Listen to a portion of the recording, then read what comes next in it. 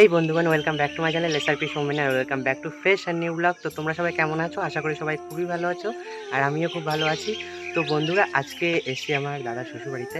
তো সেখানে এসে বোরিং হচ্ছিলাম, তো একটা ভাইবোকে বললাম চলো একটু ঘুরে আসি। তো এখানেই শুনলাম পাশেই একটা ফরেস্ট টাইপের আছে, দেবগ্রাম ফরেস্ট। তো চলো কেমন কি ফরেস্ট সব কিছু তোমাদের সাথে শেয়ার করবো। তো ভিডিও স্কিপ না করে প্রথম থেকে শেষ পর্যন্ত দেখতে থাকো, আশা করি ভালো লাগবে। আমিও ফার্স্ট টাইম আজকে যাচ্ছি, কেমন কি এক্সপিরিয়েন্স সব কিছু তোমাদের সাথে শেয়ার করবো। আর ভিডিওতে যারা চ্যানেল নতুন যারা আমার, তো তারা চ্যানেলটা সাবস্ক্রাইব করে দিও আর বেল আইকনটাকে বাজিয়ে দিও, তাহলে আমার চ্যানেলে ভিডিও আসার সাথে সাথে তোমরা নোটিফিকেশান পেয়ে যাবে। তো চলো বন্ধুরা, রাস্তায় গিয়ে দেখা হচ্ছে। তো বন্ধুরা, আমরা কিন্তু চলে এসেছি সেই দেবগ্রামের সুন্দর সবুজে ভরা মনোরম পরিবেশে। তো দেখতেই পাচ্ছ চারিদিকে কিন্তু সবুজে সবুজ আর লম্বা লম্বা গাছ।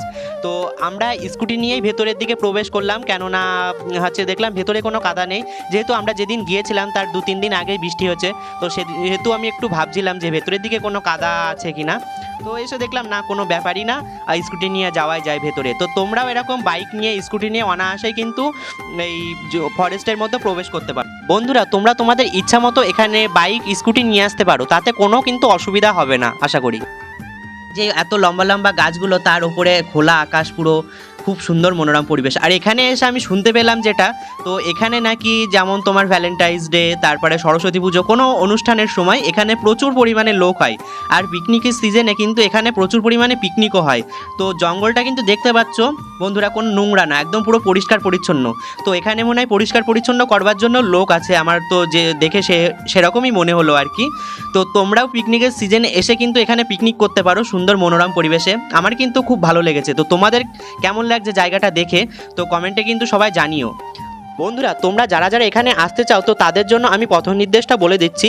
তোমরা বনগাঁ টু রানাঘাট লোকাল ধরে তোমরা গাগনাপুর স্টেশনে নেমে পড়বে। আর যারা কলকাতার দিকে আসতে চাও, শিয়ালদা টু রানাঘাট চলে আসবে। তো রানাঘাট থেকে আবার ট্রেন ধরে তোমরা গাগনাপুর নেমে পড়বে। তো ওখানে নেমে পড়ে সাইডে টোটো পেয়ে যাবে, টোটো অটো সব কিছুই পেয়ে যাবে, বাসও পেয়ে যাবে। তো তোমাদের যে কোনো কিছুতে উঠলে নামিয়ে দেবে। টোটো করে আসলে পুরো ফরেস্টের মধ্যে নিয়ে যাবে একদম।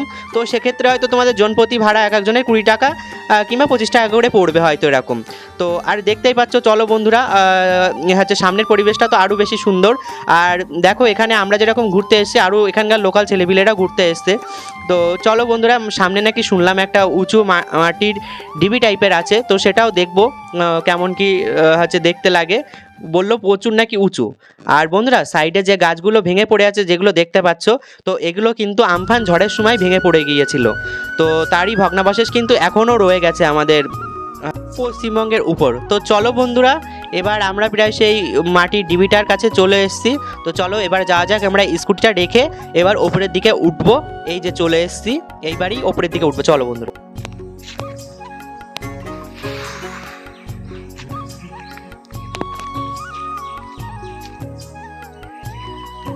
এখানে কি এরা মাটিতে উঁচু করা না, এরা উঁচু হয়েছিল?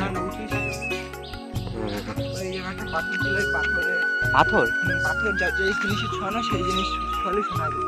তাই তো, সেসব নেই এখন আর। তো গাইস, আমরা এখন পাহাড়ের উপরে উঠছি, মনে হচ্ছে মাটির পাহাড়ের উপরে, প্রচুর খাড়াই।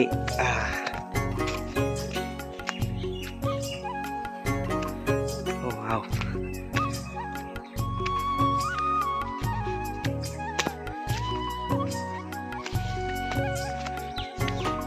আস্তে, কি ভিউ! পাশে কি নদী?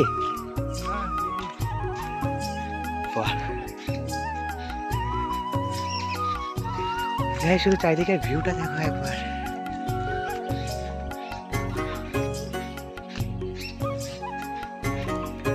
আর এখান থেকে কতটা নিচু দেখো, অনেকটা নিচু। তো ফ্রেন্ডস, এখানে দেখো কত নিচু। ওগুলো কিন্তু রাস্তা, ওই যে দেখা যাচ্ছে দূরে, এটা কিন্তু কোনো নদী না।